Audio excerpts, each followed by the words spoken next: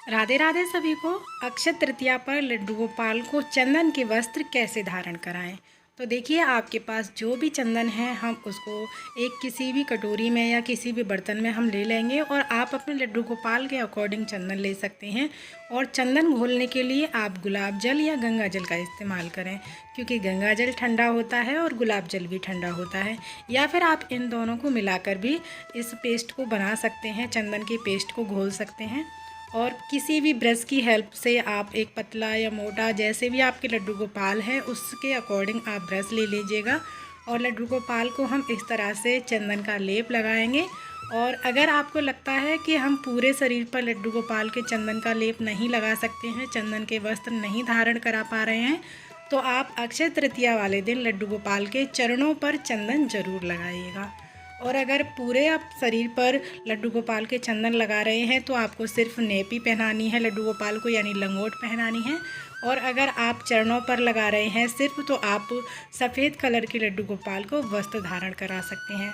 तो मेरे पास यहाँ पर 3 लालाएँ हैं, तो उनको तीनों को मैं यहाँ पर चंदन के वस्त्र धारण कराऊंगी। अक्षय तृतीया वाले दिन आप इस प्रकार से अपने लड्डू गोपाल को चंदन के वस्त्र धारण करा सकते हैं। और फेस पर अगर जैसे एक्स्ट्रा चंदन लग जाता है कहीं पर, तो आप एक किसी भी गीले कपड़े से आप उसको पोंछ सकते हैं।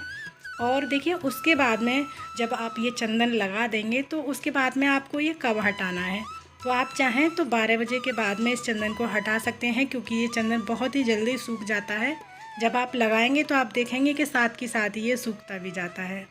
और उसके बाद जब इसको हटाएंगे, किसी भी पात्र में आप लड्डू गोपाल को बिठा लीजिएगा और किसी भी, जैसे हमने जिस ब्रश से लगाया है इसी ब्रश से अगर आप हटाते हैं तो बहुत आसानी से वो चंदन हट जाता है। और आप किसी भी डब्बी में, किसी भी बॉक्स में इसको भर के रख लीजिएगा। जब भी आप किसी कार्य के लिए जा रहे हैं, किसी भी शुभ कार्य के लिए जा रहे हैं, तो वो चंदन अपने माथे पर लगाकर आप बाहर निकलेंगे तो आपके सारे कार्य सिद्ध होंगे। तो इस प्रकार से आप इस चंदन को लड्डू गोपाल को जो लगाते हैं उसका आप प्रयोग कर सकते हैं। वृंदावन में बांके बिहारी मंदिर में बांके बिहारी भगवान को वहाँ पर चंदन का पूरे शरीर पर लेप लगाया जाता है, चंदन के वस्त्र धारण कराए जाते हैं। इसलिए अक्षय तृतीया वाले दिन लड्डू यानी बांके बिहारी जी के सिर्फ चरण दर्शन होते हैं। और आप अपने लड्डू गोपाल को पायल पहना सकते हैं, क्योंकि उस दिन चरण दर्शन होते हैं तो लड्डू गोपाल को यानी बांके बिहारी जी को पैरों में पायल पहनाई जाती हैं। और बहुत ही सुंदर, बहुत ही अद्भुत उनके चरण दर्शन होते हैं। सिर्फ साल में एक ही बार होते हैं, वो भी अक्षय तृतीया वाले दिन। और जब ये चंदन सूख जाएगा, हटा देंगे आप, तो चाहे लड्डू गोपाल को स्नान करा सकते हैं या फिर किसी गीले वस्त्र से लड्डू गोपाल को पोंछकर हल्की सी पोशाक धारण करा सकते हैं।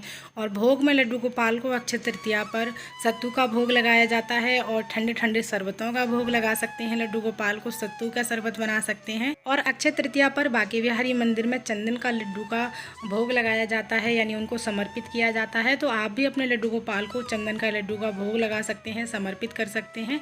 और किस प्रकार बनाना है चंदन का लड्डू, उसका वीडियो मेरे चैनल पर आ चुका है, तो आप वहां से देख सकते हैं। वीडियो अगर अच्छा लगा है, पसंद आया है, थोड़ा सा भी यूजफुल है, तो वीडियो को लाइक ज़रूर कीजिएगा। साथ ही हमारे चैनल को सब्सक्राइब करना ना भूलिएगा। फिर मिलते हैं अगली किसी और वीडियो।